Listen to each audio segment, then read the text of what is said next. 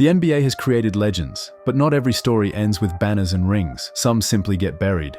Jason Williams was an all-star with the Nets until a tragic shooting ended his career and sent his life into a downward spiral. Tim Donaghy was a respected referee until he was caught betting on games he officiated, undermining the league's integrity. Then there was Operation Slam Dunk, a federal sting that exposed 43 referees for tax fraud. And Michael "Sugar" Ray Richardson, a four-time all-star, banned for life after failing his third drug test. These aren't just scandals, they're reminders. In the NBA, once you're no longer useful, you're forgotten. Fame, money, talent, it's not always enough. This is the side of the NBA they don't talk about, the one that doesn't make highlight reels. And it's time you saw it. Subscribe if you're ready to hear the stories the NBA would rather leave in the dark. Jason Williams was once one of the NBA's most promising big men, a rebounding machine who earned All-Star honors in 1998 with the New Jersey Nets. But behind that on-court success was a dark and chaotic story the league doesn't like to talk about. Williams' troubles didn't start after retirement. They were always there. In 1992, he allegedly smashed a beer mug over a man's head in a Chicago bar.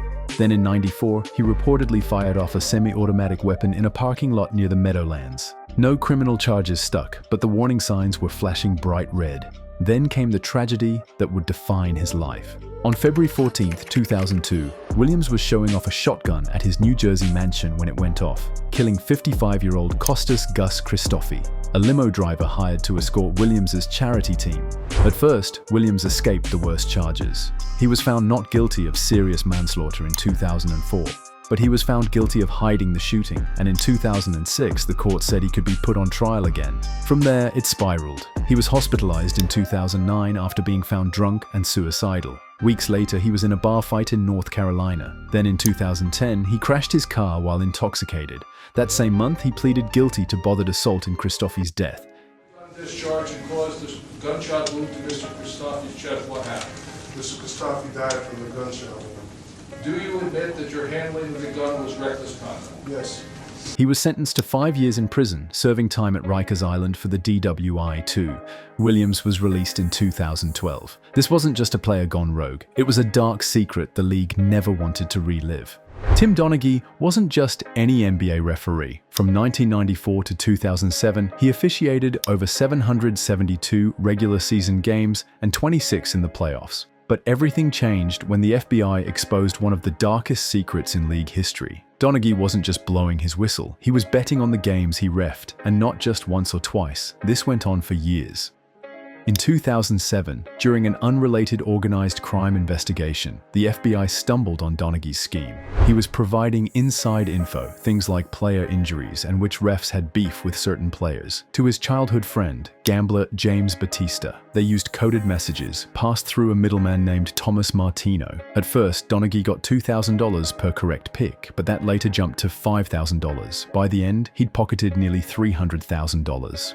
He pleaded guilty to conspiracy to commit wire fraud and transmitting betting information. He served 11 months in a Florida prison camp, then finished his sentence in a halfway house. But even there, he broke the rules and landed briefly back in prison. Then came the real bombshell. Donaghy claimed the NBA rigged Game 6 of the 2002 Western Conference Finals, just to extend the series. He said the league manipulated refs to boost TV ratings and profits. But federal investigators didn't find proof, and his credibility took a huge hit when Martino admitted they'd made up parts of the story. Still, Donaghy doubled down. He wrote a memoir, Personal Foul, after the original publisher dropped it. Many of the claims in it, mob ties, game fixing, were later debunked. Even the prison attack he claimed was mob-related. The FBI says it probably wasn't.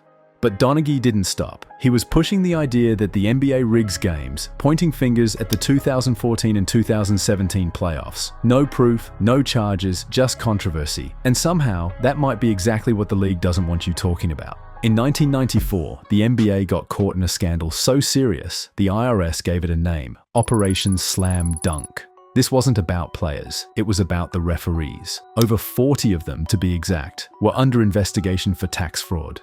The core issue? First-class flights. The NBA paid for first-class tickets on trips over 2 hours, or full-fare coach for shorter flights. But many refs were downgrading their tickets, pocketing the difference, thousands of dollars in some cases. They treated it like a bonus, but never reported the money to the IRS. And the NBA? They didn't report it either. Back then, referees were making anywhere from $72,000 to $177,000 a year, working 70 to 75 games. But the rules changed in 1989. The IRS made it clear any fringe benefit like that was now taxable. But the NBA and the referees union were in the middle of contract negotiations, and nothing was made official, so the refs just kept doing what they were doing, flying cheap and keeping the extra cash. Then, in 1993, the IRS got a tip. 1 year later, they came down hard. More than 50 referees were hit with criminal investigations. Unreported income ranged from $8,000 to $100,000. Normally, this wouldn't even trigger a prosecution, but the DOJ made an example out of them. 12 refs were indicted. Eventually, 43 took plea deals, 25 were hit with civil audits, and only 2 refused to back down: Steve Jarvie and Ken Mauer.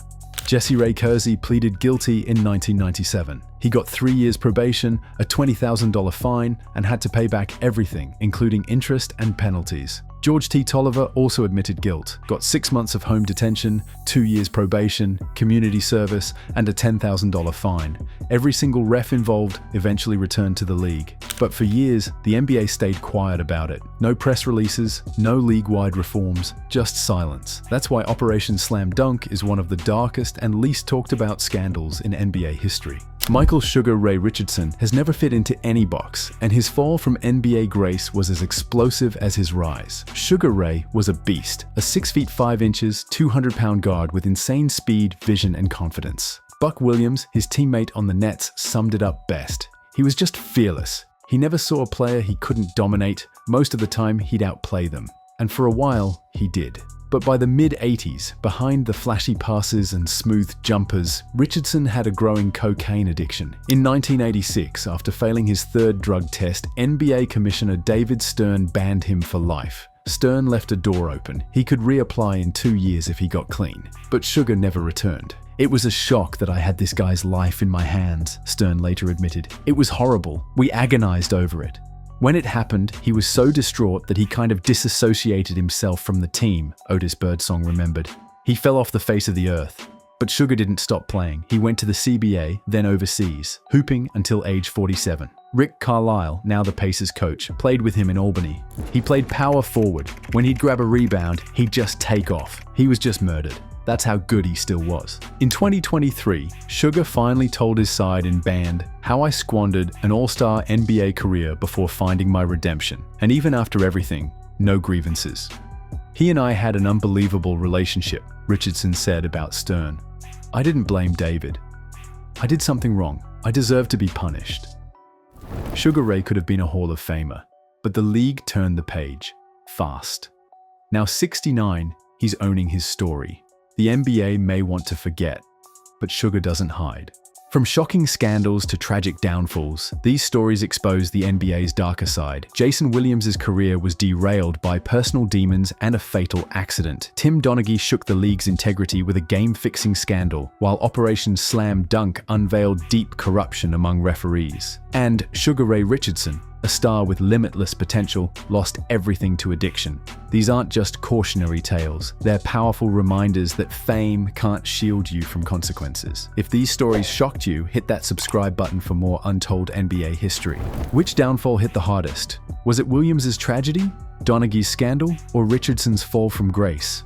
Drop your thoughts in the comments. We want to hear your take. And if you liked the video, give it a thumbs up and share it with a fellow fan. Until next time, stay curious and stay tuned.